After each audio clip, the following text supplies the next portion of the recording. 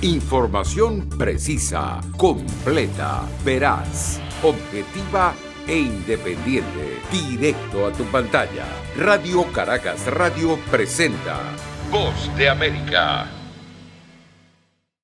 Luego de 2 años y 7 meses, el gobierno venezolano retiró contenedores y vallas de contención que obstaculizaban el tránsito a través del puente internacional Simón Bolívar, uno de los pasos que comunican al estado Táchira en Venezuela con el norte de Santander en Colombia, país que abrió la frontera en junio. El gobierno anunció la apertura comercial gradual y biosegura de la frontera con Colombia y fue la vicepresidenta Delcy Rodríguez la que expuso el tema. Estaremos dando apertura comercial entre nuestros países. Una extensa frontera donde los países mantenemos responsabilidad compartida. En 2015 y tras una crisis diplomática con el gobierno colombiano, el presidente Nicolás Maduro ordenó cerrar el paso de vehículos en la frontera con Colombia, una medida que nunca debió ocurrir y que ha generado pérdidas multimillonarias, aseguró a La Voz de América Daniel Aguilar, expresidente de Fede Cámaras Táchira, organización que reúne a los empresarios de esa zona del país. El propio pueblo venezolano que estaba pagando la culpa de una decisión errática en la pura frontera. Se perdieron 75,000 plazas de trabajo porque cerraron las importadoras, las aseguradoras. Esperamos que a partir de hoy se vuelva a reactivar la economía para que el pueblo humilde tenga trabajo, que los empresarios podamos invertir, generar empleo. Las autoridades venezolanas desplegaron una serie de artefactos en los pasos fronterizos en febrero de 2019, cuando el gobierno interino de Juan Guaidó intentó ingresar ayuda humanitaria, lo que generó una situación de tensión con las fuerzas de seguridad de Venezuela. Carolina Alcalde, Voz de América, Caracas.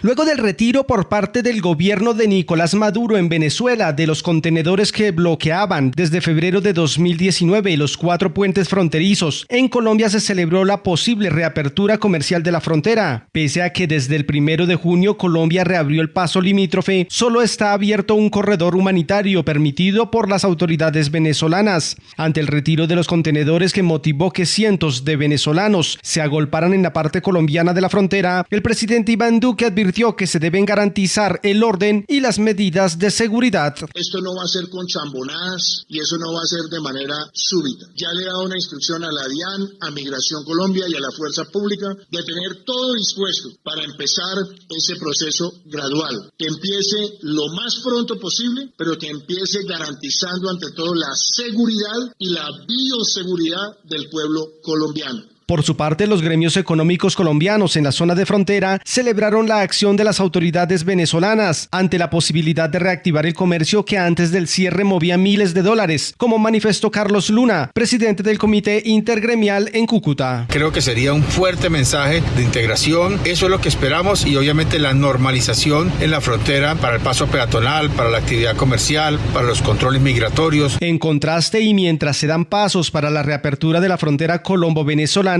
en el sur de Colombia, los comerciantes bloquearon el paso del transporte internacional de carga en la frontera con Ecuador, ante la negativa de ese país a autorizar la reapertura de su frontera con Colombia, hecho que perjudica enormemente la economía de los empresarios colombianos. Manuel Arias Naranjo, Voz de América, Colombia.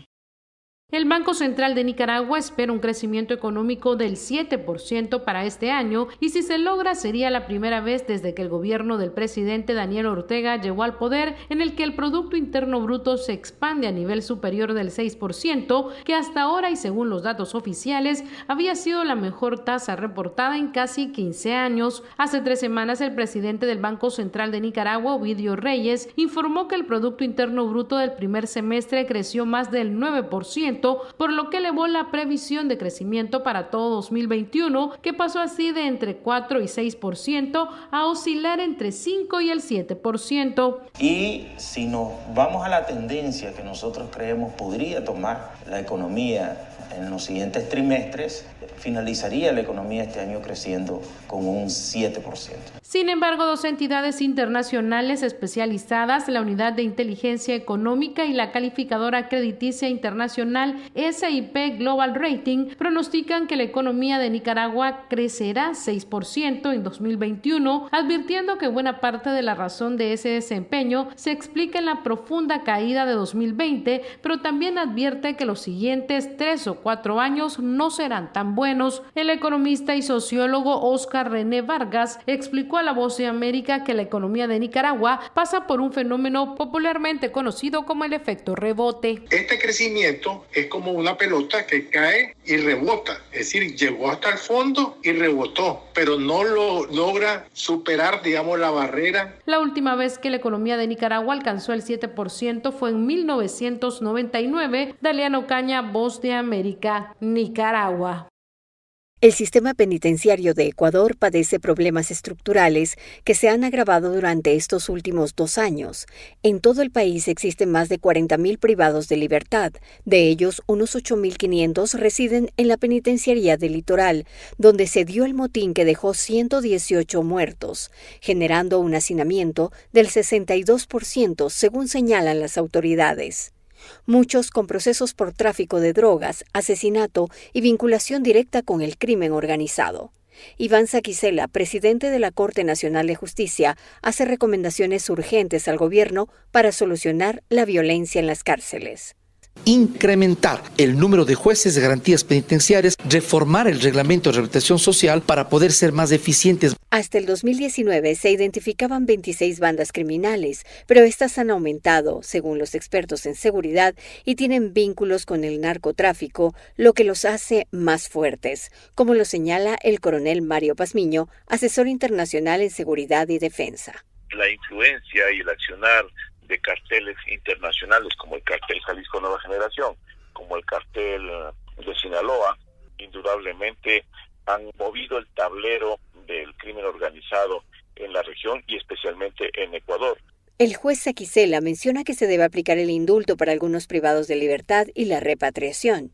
El coronel Mario Pazmiño recomienda pedir apoyo a otras naciones para hacer un solo frente de lucha contra el crimen organizado. La cooperación internacional es vital porque el país no tiene los recursos, no tiene la tecnología, no tiene la experticia para poder afrontar un combate tan fuerte y tan frontal contra estas estructuras del crimen organizado transnacional. La policía y Fuerzas Armadas continúan custodiando los centros penitenciarios, pero la situación sigue crítica. Giselle Jacome, Voz de América, Quito. Estados Unidos es el líder global en la donación de vacunas y se comprometió a enviar más de 1.000 millones de dosis para ayudar al mundo a combatir la pandemia del COVID-19. Pero hasta el momento solo ha logrado despachar el 15% de las dosis prometidas. Recientemente, el presidente Joe Biden dijo que por cada inmunización que se haga en el país, Estados Unidos enviará 3 dosis al extranjero y subrayó la compra de otras 500 millones de dosis de la vacuna Pfizer para ser entregados en países de ingresos bajos o medianos en todo el mundo.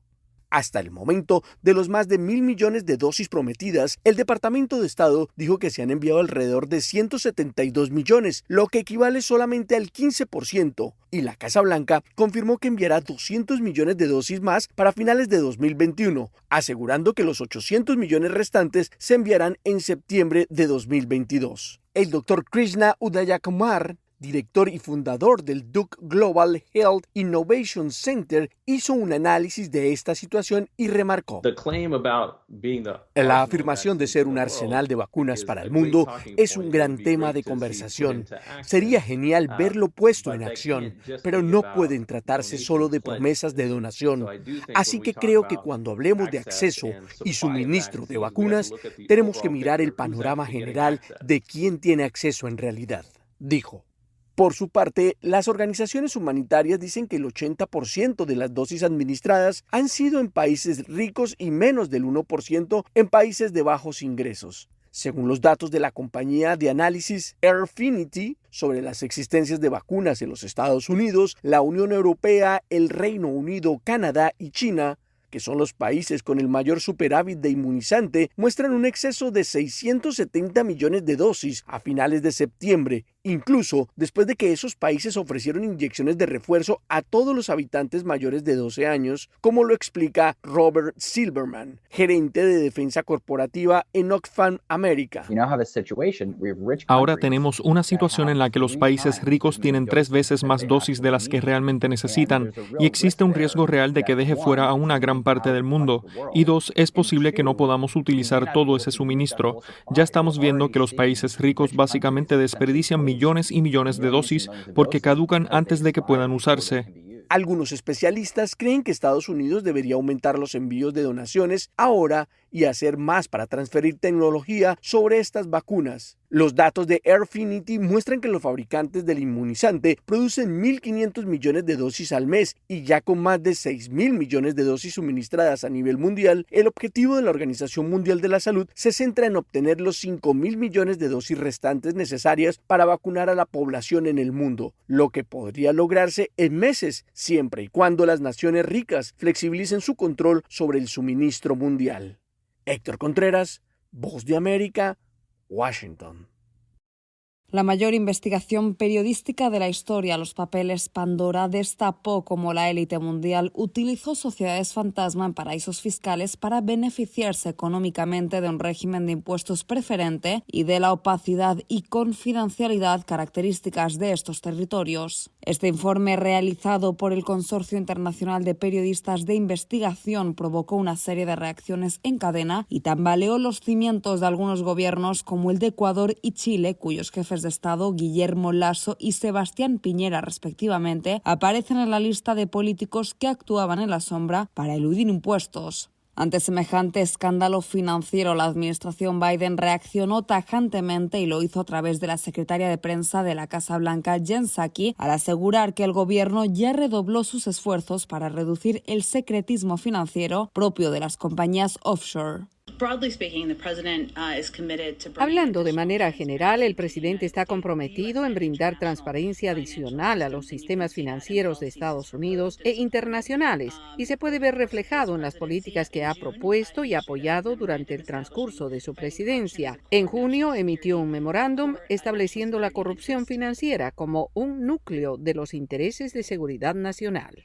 Psaki repitió en varias ocasiones que para el presidente Joe Biden la lucha contra la corrupción y los delitos fiscales es una de las prioridades de su política y, según la portavoz, el mandatario está comprometido a brindar más transparencia para un mayor control. Además, el presidente Biden es un firme defensor de que los impuestos se paguen en función de la riqueza de cada entidad, una idea que se refleja en su plan económico, donde justifica la necesidad de reformas fiscales que aseguren que los estadounidenses más ricos paguen su parte justa. En tanto, los papeles Pandora expusieron los secretos financieros de 35 líderes mundiales y más de 300 funcionarios públicos de 90 países diferentes, por lo que parece difícil esperar que desde sus posiciones vayan a regular el universo de las sociedades offshore. Sin embargo, tal y como reflejan los datos publicados, resultan necesarias nuevas leyes y organismos internacionales que regulen y controlen estas prácticas financieras, algo habituales entre los más adinerados del planeta.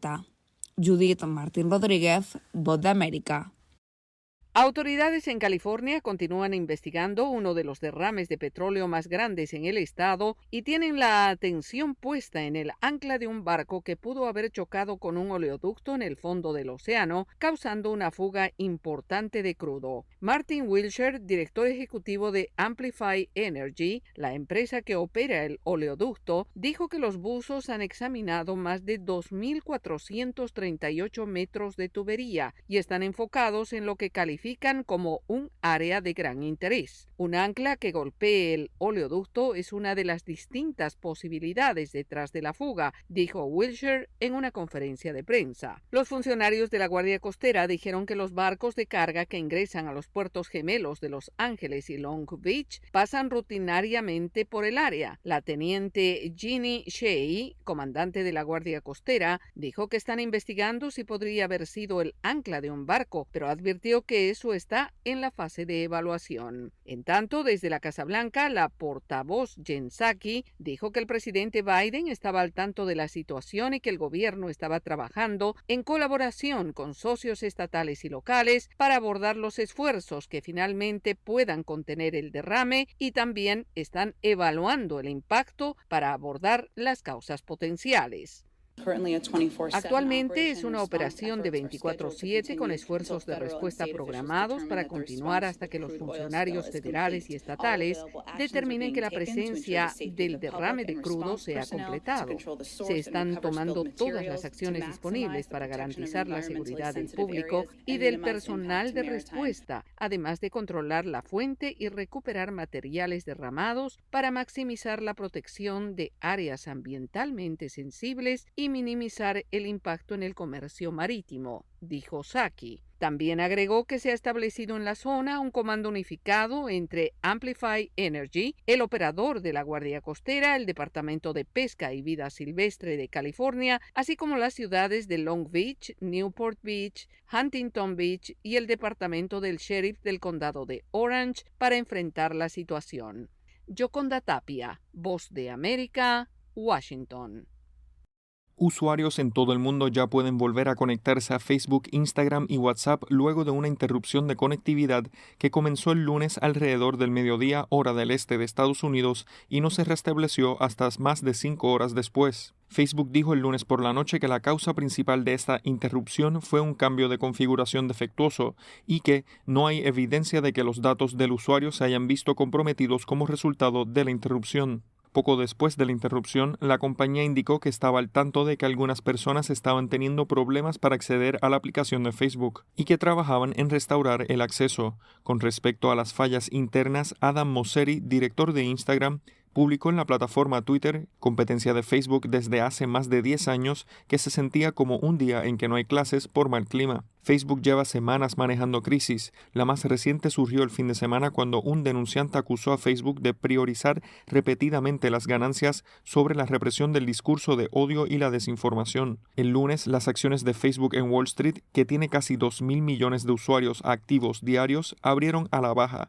y cayeron aún más para cotizar a la baja un 5,3% en las operaciones de la tarde del lunes. Las acciones se encaminaban hacia su peor día en casi un año en medio de una venta masiva de acciones de tecnología que ocurrieron el lunes. Facebook fue inaccesible porque el sistema de nombres de dominio, el DNS, no dirigía a los usuarios al lugar correcto. Los expertos en seguridad dijeron que la interrupción podría ser el resultado de un error interno, aunque teóricamente sería posible el sabotaje por parte de un infiltrado. El gigante de las redes sociales, que es la segunda plataforma de publicidad digital más grande del mundo, estaba perdiendo alrededor de $545,000 en ingreso por publicidad en Estados Unidos por hora durante la interrupción, según estimaciones de la firma de medición de anuncios Standard Media Index. Facebook ha experimentado interrupciones generalizadas similares con su conjunto de aplicaciones este año en marzo y julio. John F. Burnett, Voz de América, Washington. Este martes se inicia la reunión ministerial de la Organización para la Cooperación y el Desarrollo Económicos, que tendrá lugar en Francia y a la que asiste el secretario de Estado Antony Blinken en lo que es su primera visita a París después de la firma del controversial acuerdo AUKUS entre Gran Bretaña, Estados Unidos y Australia, algo que aumentó las tensiones en las relaciones de Washington con aliados del otro lado del Atlántico. En esta visita, el secretario Blinken va a sostener un encuentro con el ministro de Relaciones Exteriores de Francia, el señor Jean-Yves Le Drian. Y en un comunicado, el Departamento de Estado indicó que el jefe de la diplomacia de Estados Unidos va a discutir con funcionarios franceses el reforzamiento de la relación bilateral en aspectos como la seguridad de la región Indo-Pacífico, la crisis climática, la recuperación económica post-pandemia y el trabajo cercano con los países aliados y socios. En otros temas, esta semana el presidente Joe Biden sigue en su campaña de defensa de su plan de gastos y señala a los legisladores republicanos de impedir el aumento del límite del endeudamiento del país, algo que de no ocurrir acarrearía el incumplimiento del pago de la deuda por primera vez en la historia. El Departamento del Tesoro ha sido enfático en señalar que el acuerdo legislativo debe llegar antes del 18 de octubre, fecha límite para evitar caer en recesión. Economistas también advierten que un incumplimiento de pago traerá traería consecuencias nefastas para la economía que se considera la más grande del mundo. Y finalmente, Estados Unidos sigue en su intento por liderar la lucha contra la pandemia, como lo ha dicho varias veces el presidente Biden. De las más de 1.100 millones de dosis de la vacuna contra el COVID-19 prometidas por la Casa Blanca, el Departamento de Estado indicó que ya se han enviado aproximadamente 172 millones a unos 100 países. La mayoría de estos inóculos han sido entregados a través del mecanismo COVAX para la repartición equitativa de las vacunas en todo el mundo. Desde Washington les informó Natalí Salas Guaitero, de La Voz de América. Información precisa, completa, veraz, objetiva e independiente. Directo a tu pantalla. Voz de América en RCR 750.